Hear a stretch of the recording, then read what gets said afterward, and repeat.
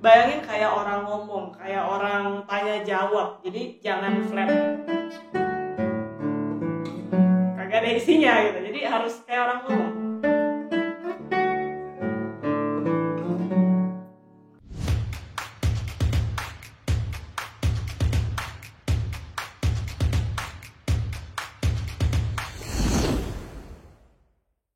Hai teman-teman orang, welcome back. Hari ini saya ingin memberikan masterclass tentang lagu Toriha. Ini adalah karya yang ditulis oleh Federico Moreno Torroba, jadi sebuah karya gitar klasik. Dan ini kental banget dengan suasana Spanish. Dan seperti biasa sebelum memulai memainkan suatu karya, kita harus mengerti dulu apa arti dari karya tersebut, apa yang ingin disampaikan. Nah, kebetulan dari judulnya ini sendiri, kita sudah bisa menemukan arti dari lagu ini. Toriha adalah sebuah kota kecil di Spanyol. Jadi ketika saya mengetahui hal ini, saya membayangkan diri saya berada di kota tersebut.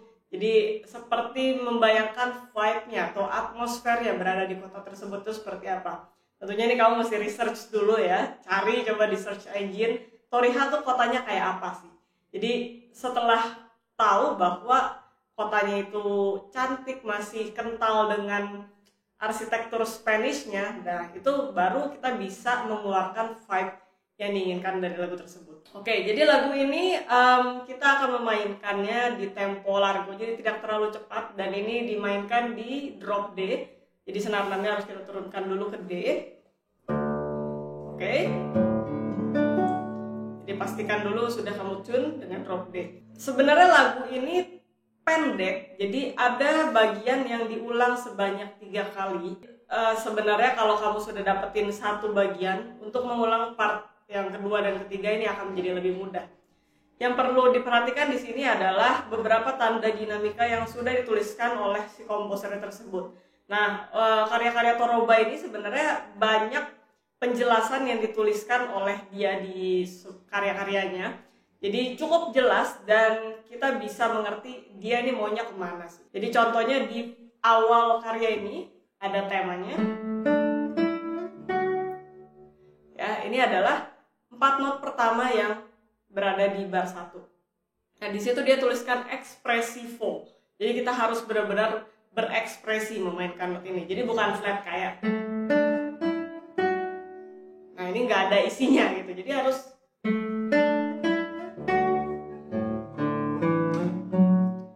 yang menarik adalah itu, dia ada mirroring dari suara bassnya. Not yang sama tapi 1 oktav lebih rendah. Nah, bagian ini nanti akan diulang 3 kali, so make sure untuk dapetin bagian ini dengan tepat. Sebenarnya overall di lagu ini kita harus mengeluarkan melodinya dengan jelas. Nah, di bagian ini juga dia tuliskan dengan jelas.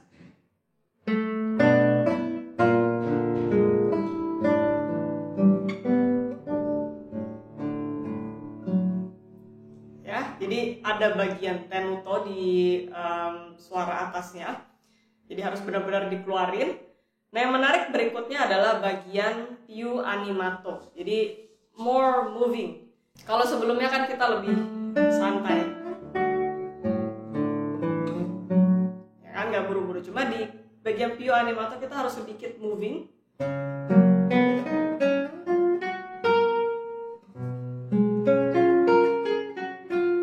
Balik ke tempo, di più animato lagi.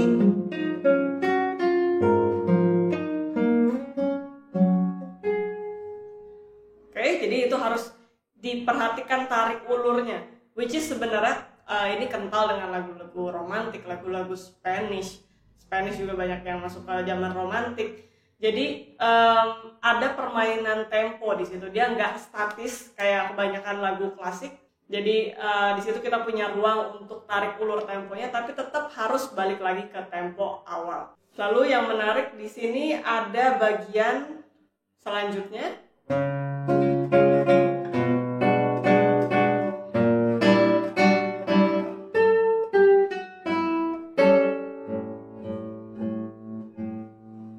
Ada tension di situ, ya, ada espressivo dan ada juga ritardando. Jadi itu kombinasi dimana semakin kita ritardando dan kita harus espressivo, itu tensionnya lebih tinggi lagi.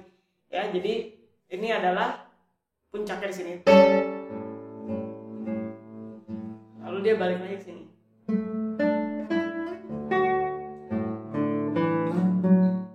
Ya, bayangin kayak orang ngomong, kayak orang tanya jawab. Jadi jangan flat. Kagak ada isinya gitu. Jadi harus kayak orang ngomong. Nah, jadi sebenarnya bagian-bagian yang tadi saya sudah bahas itu akan muncul 3 kali. Lalu baru nanti akan ada penutupnya. Tapi sebelum saya ke penutup ya, kita ingin melihat satu bagian di mana setiap kali kamu memiliki bass, which is contohnya seperti di sini.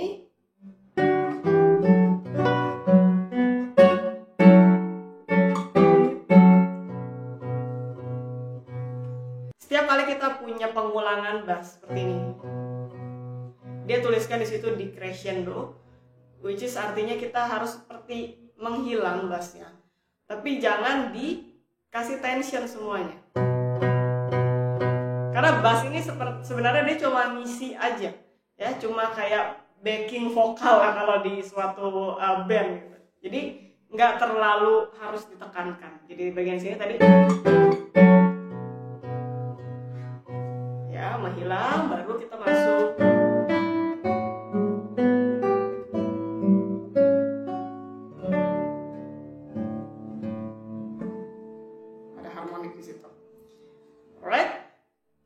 Lalu baru nanti kita ulang itu 3 kali dan masuk ke bagian penutupnya. Nah, bagian penutup ini adalah perpanjangan yang kita miliki sebelumnya. Jadi di bagian ini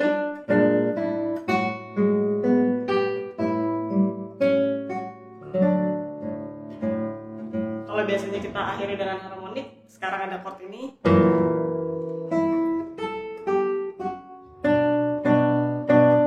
Lalu ke chord ini.